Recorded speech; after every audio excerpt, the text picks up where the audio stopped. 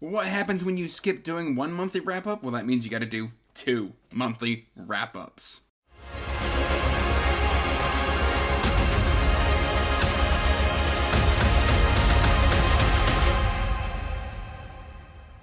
I want to start this video by giving a huge thank you to my top tier Wizard Master patrons. Thank you Chris, Nico, Cody, Sharon, Patrick, Leslie, Doug, Mindolin, Wystitch, Twaney, Spyro, Rainbow, Mike, and Aaron. Thank you so much.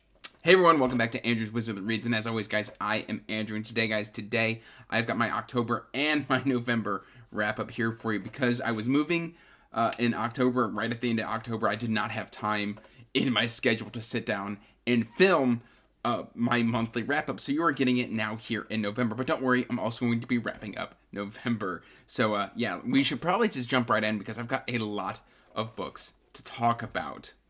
Now, I actually have my Goodreads pulled up here just so I don't forget to talk about any of the books, because I'm probably talking about over 25 books here, which is absolute insanity, because you would think with me moving I wouldn't have quite as much time to read.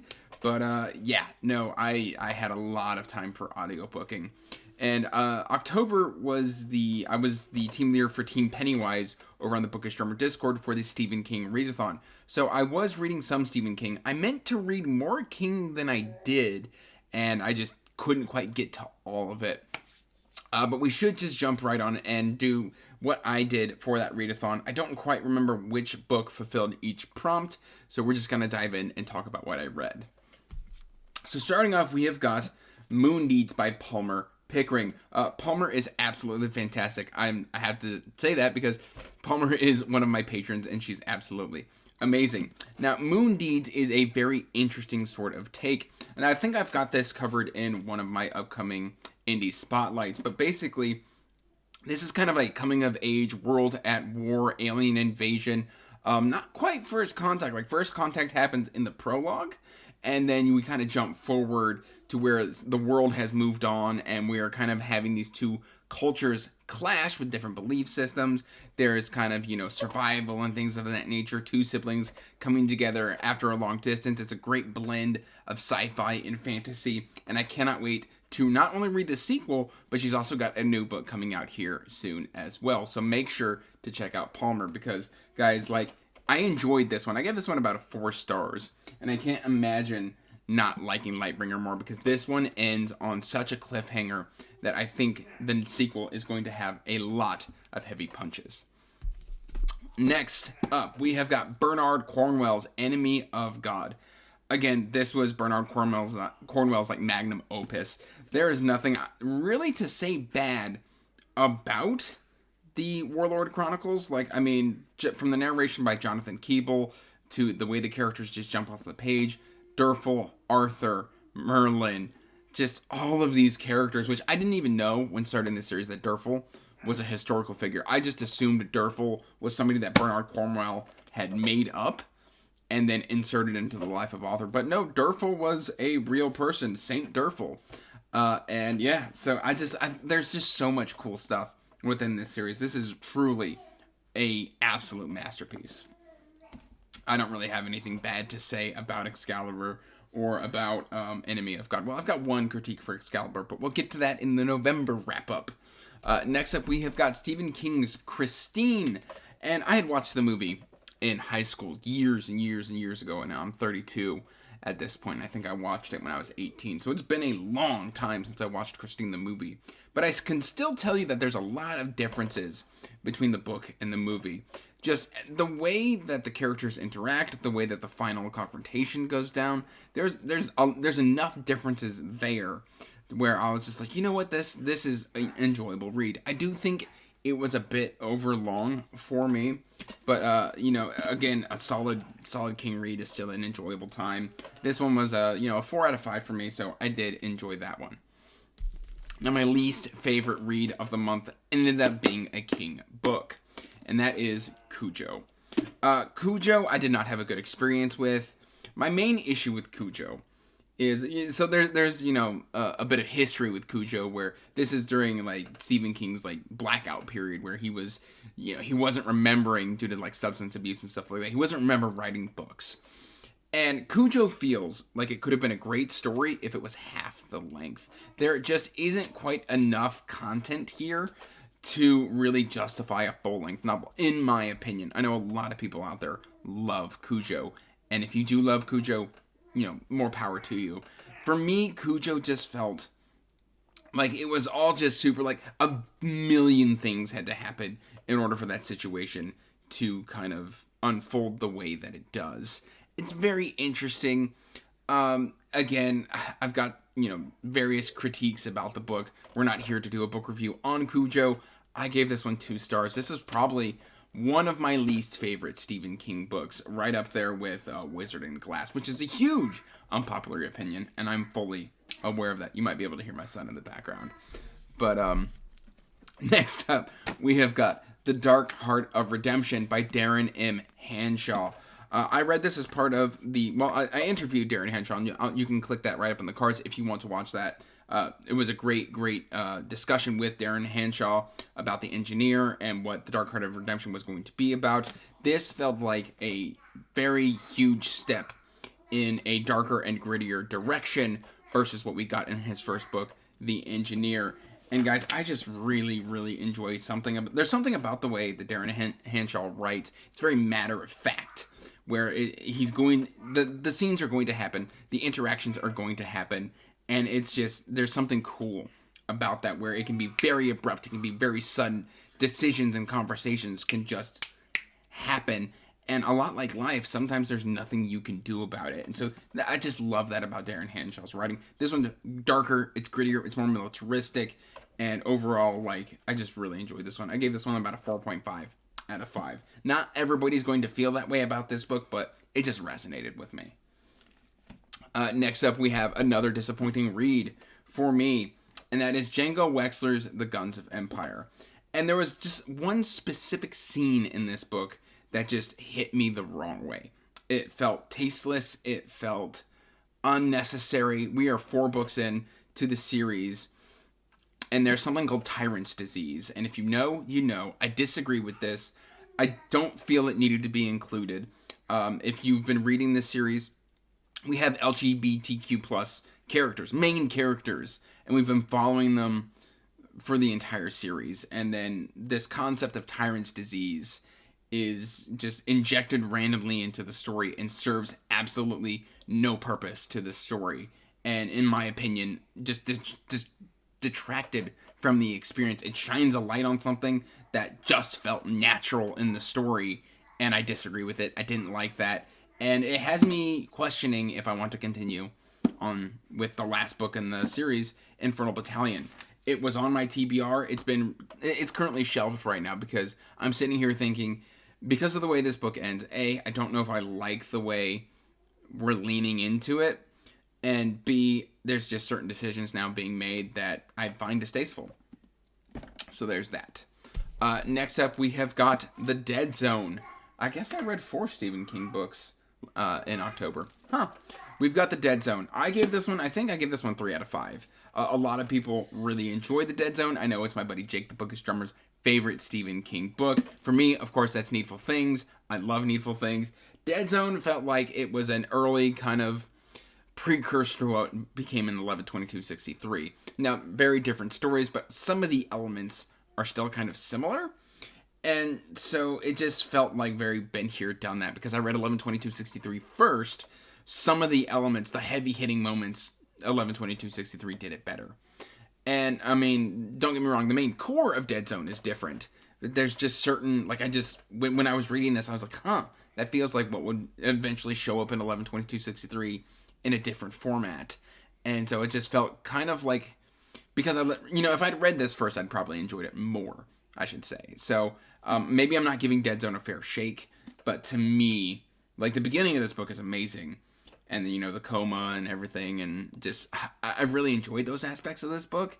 Again, I read 11/22/63, and it just felt like the two are almost like cousins when, they're both released by Stephen King, so of course they're cousins. But instead of siblings, I don't know where I'm going with this analogy. We're just going to move on. Next up, I've got another unpopular opinion when it comes to a King book. King was mostly swing and a miss. Nothing really gripped me and blew my mind. And this one, I think, is due to just overhyping in general. Because we've got Stephen King's Misery. I bought this book probably 6 months ago, and I've been sitting on it because I was nervous. I was nervous that it wasn't going to live up to the hype, and I don't think that it did. To me, everyone was like, it's a masterpiece, it's mind-blowing, it's fantastic. It was good. Like, I thought Misery was good. I thought it was solid, but I think the King community has done Misery a disservice by overhyping it. That, again, is my opinion. I liked kind of the aspects that we get here. And again, I don't really want to talk about story elements. Annie Wilkes. Annie Wilkes is the antagonist of this one. I thought Annie was perfectly creepy. I thought she was overbearing. Like, Annie is crazy. And I liked those aspects of Annie. But it's just, for some reason, again, I felt like this one could have been just a bit shorter. There's actually, because, we've got our author. What's the author's name here? I don't actually remember. Paul Sheldon. Okay. Paul Sheldon. I had to look at the inside flap. It's been a minute. Paul Sheldon is an author who is then captured by Annie Wilkes. That's the main premise of the story. And there's a story within the story where, like, he's being forced to write this story, a new ending to, like, this character. And it just, at times I felt like I didn't really need the story within the story. And it's not even a nested narrative. It's just we're reading what he's wrote. And so, like, that stuff was interesting, but again, I felt like it just didn't hold my interest the way I thought it was going to. All right, then I read the second Moorcock book. We were doing a read-along with Sarah, Evie, Hemvar, and myself. And I enjoyed this one. It's a little bit trippier. I don't really want to say a whole lot because I think we're going to be doing a live show covering the first volume of Elric of Melniboné. And I think that's going to be fun. Again, my son is chatting away in the background, so excuse me. All right, next up, as a buddy read with Tori from Tori Talks, I read Andrew D. Meredith's Thrice. And this is not the only time that you are going to see Andrew D. Meredith show up in this video. I loved Thrice. Again, there's something about the way that Andrew D. Meredith writes where I just sink into the story, I experience it, I have a good time. And, like, yeah, sometimes I actually miss some details. I remember chatting with the author. He's like, what did you think of this scene? And I was just like, I have no idea what you're talking about. And he's like, this scene. And, like, he was like, and this happened, and this happened. And I was like, oh, yeah. Like, I was like, that was forever ago. Like, it just, I was experiencing these characters' lives in such a way that, like, I wasn't holding on to the fine details. And this is not a negative thing. This is actually a positive thing for me. Because when I can just kind of let everything fade away, because I'm very critical about when I read my books. Like, I just analyze everything. And I don't do that with Andrew's books. I just kind of sink in, experience it, and have a fantastic time. I'm actually going to be interviewing Andrew on December 6th, and we're going to be doing a little bit of a giveaway. But yeah, so make sure to put that on the calendar. But yes, Thrice by Andrew D. Meredith. This is an SBF BO8 semifinalist. And I can see why, because this was just absolutely delightful. Following Leaf and, what's his name? Joven. Okay, it's on the back. Joven is a needle maker, and Leaf is a boy that has been put into his care. People start coming after Joven. He doesn't know why, so he takes his charge, and they kind of just start trying to get away from the trouble. And I just absolutely loved this story. All right, next up, making my buddy Alan, the Library of Alexandria, is super happy. I read The Folding Knife by KJ Parker. This was my patron pick for the month of October, and I really enjoyed this one. This was like a 4 out of 5 for me, mainly because there was just some anachronistic things that, like, I hyper-focused on.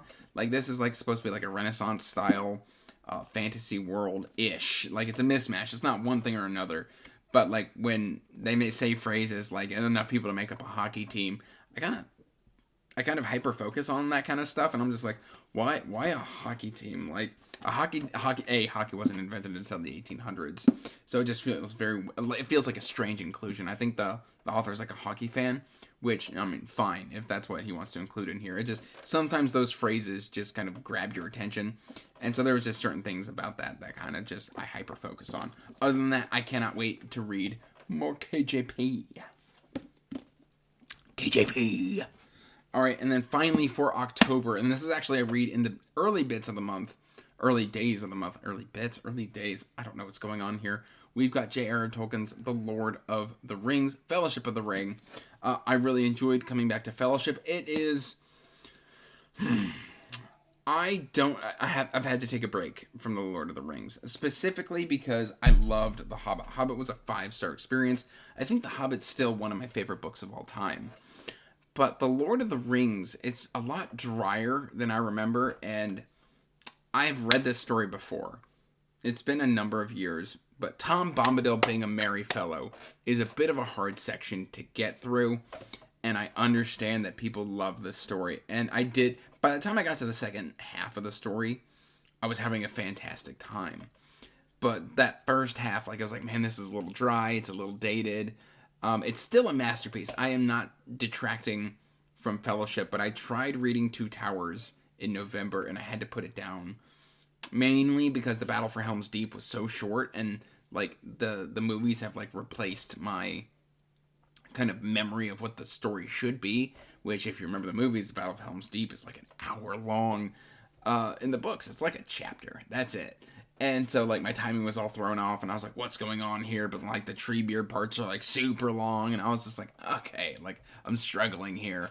So I'm going to press pause on my Lord of the Rings reread for a little bit. It was very impromptu. So with that, I'm going to place a timestamp here, and then we're going to move on to November. But before we move on to November, I just want to give a huge thank you to my patrons for allowing me to kind of pursue this passion of creating a booktube channel. I do have some improvements to the channel that coming down the pipeline, hopefully early next year. That is all fueled by your support. So again, just thank you so very much. That out of the way, let's kind of talk about November. And over here in November, I've got a little bit more, because for some reason in October, everything I read was something that I physically owned. Not so much in November. I've got a few more digital reads. So just to make sure I'm not missing anything, I'm going to scroll to November. And let's talk about the ones that I don't have. So my patron pick for November was Threads of Fate by Michael Head. This is a cultivation story narrated by Travis Baldree. I read first book, which is called Reincarnation, and the second book is called Winter's Trials. And we follow Jim. Jim is basically, we start 600 years in the future, where he is at the peak cultivation. He's about to break through to Emperor. He suffers a betrayal and dies in the process. He fulfills this obscure prophecy, kicking off like a multiverse apocalypse. And so the gods kind of take him, and they're like, hey, you need to fix your mess up. So they take his 600-year-old consciousness and shove it back into his 10-year-old body. And so he's got the smarts on how to like use his low power incredibly well, so he can beat people a lot more strong, he can beat people stronger than he is. That's what I'm trying to say here. And it's absolutely fantastic. I really enjoy Jim's story. Again, Jim's not really gonna lose a lot because he is better than everybody else around him. He's beating people stronger than him, and as he continues to get stronger, he then continues to evolve. It's a lot of fun. I really enjoyed it. I then read The Lost Metal. Of course, everybody knows Lost Metal. This was provided to me via audiobook as a gift from my buddy Nico from Nico's Book Reviews. And guys, this has reinvigorated my love of the Cosmere. I really enjoyed reading The Lost Metal. It was pulse pounding. It was everything I wanted. It felt like the characters had matured since I last read an Era 2 novel, which I believe was back in 2019. I did not reread the series in preparation for The Lost Metal, and yet I still had a fantastic time. And that is good for me to say after having a lackluster experience with Rhythm of War, and I didn't quite know if the Cosmere was going to be something I was going to continue to be excited for. And I am optimistically saying yes, I am. All right, let's see. What else did I read? Oh, I was also provided a reviewed copy for D.W. Ross's Cold from the North. And guys, this is a Norse kind of inspired fantasy where this is a world that is in a elongated winter. They are suffering invasion. These are like very nomadic people.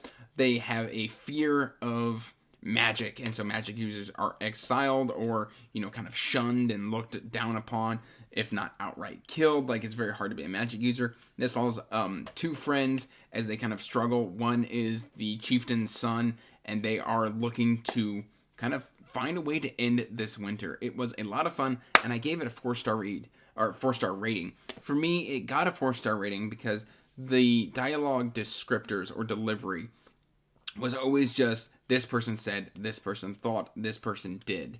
And I thought that there is ways to make that a little bit more creative. Again, this was a fantasy debut, but I mean, the dialogue itself, the story elements, and the characterization, the world building, all fantastic. It's just the way the dialogue was delivered was the only detraction I had to this story. I am going to be continuing this series because there was enough there to excite me to read the second novel.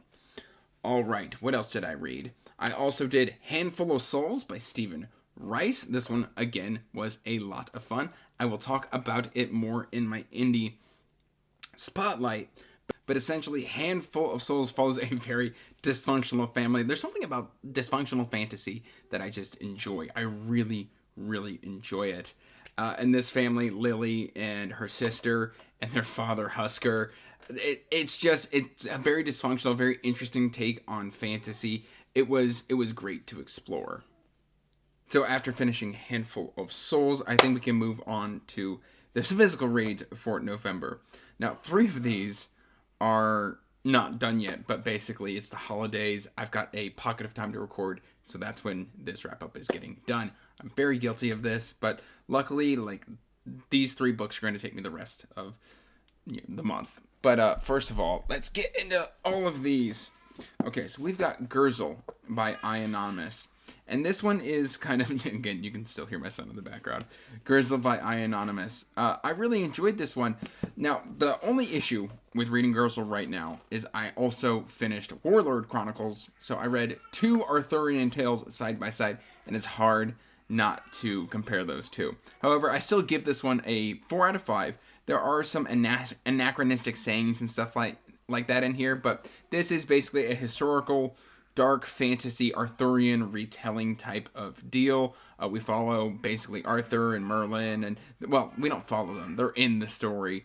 But we are kind of dealing with a dragon cult, or Gurzel, is a dragon that Anonymous has reinterpreted a kind of medieval deity to be a dragon, and then proceeded along this route. This is kind of delivered in such a way as it is being, let's not forget the history, the past, and stuff like that. And this is how it have actually been and things of that nature. I am very much looking forward to, I believe the second book is called Baden Hill. So I am looking forward to that. Very quick read. I've read this one in about a day. It's enjoyable. It's dark. It's gritty. It's got a fair few trigger warnings. So if trigger warnings are something that you're not really into, then please keep in mind that Gurzel does have those. Next up, a 5-star read. Like, this blew my mind. Oh, I've got a dedicated book review for this one coming out, so I'm not going to say too much about it. But we've got Zeroed Out by Jacob Markov. This is a cyberpunk post-apocalyptic thriller. And we follow Zeb, an enforcer. We follow Ash. She's a dreamer. Basically, people can view her dreams and stuff like that, and she makes money off of that. If you want to know how that works, I do kind of expound upon that in my review. But, I mean, the characterization, the world building, the ending in this book isn't going to work for everybody. It did work for me. It worked very well for me. It ends kind of on a question. And I love it. It's brave to do that. And I think cyberpunk is a great kind of venue in order to kind of pose those sorts of questions. And so I just love this. I got this, basically the author reached out. I was like, hey, I've got some copies. And this was months ago. And I was like, you know what? I'm into free books. Why not? And then it sat on my shelf. And then I was looking at it. I was like, you know what? I need something to shake it up. And so I reached for this. And it just completely out of nowhere just blew my mind. I had a lot of fun with this story. I've got a lot of 5-star reads for November. Next up, we've got The Soul's Instruments. We are continuing the journey of Kellum the Butcher. And man, Kellum is very much getting a darker story in this take. Because, the first book, it's kind of pulls a bait and switch on you, where it's done very cleverly. And then, now that that's been done, we're kind of exploring that as Kellum has to go out and be a hero, a villain, a butcher, depending on who you talk to. Mark Holloway is writing some amazing, amazing books, and he's doing it in a short amount of page count. Please be checking this out. This is book 2. I don't really want to tell you a whole lot about it because I might accidentally spoil book one, but the Souls Instruments is as good, if not better, as the Souls Aspect. Next up, we have got these two. Speaking of Excalibur, I finished the Warlord Chronicles on audio. Fantastic. I felt the ending just kind of ends, though. That's my only critique, is the ending ends too fast. And yeah, I really enjoyed this one. Again, 5 out of 5. I don't think there was a entry in this trilogy that was not absolutely fantastic. Just so good. So good. Next up, we've got No Land for Heroes by Cal Black. And this is and it says at the bottom it's Gaslamp and Western Fantasy. I can kind of see the Gaslamp. I don't really know what Gaslamp Fantasy means. Usually for Gaslamp, I'm thinking like, smoky, kind of Victorian. This felt very much more Western Fantasy. But Western Fantasy done in such a way that it is just, it's truly astounding what Cal Black accomplishes here.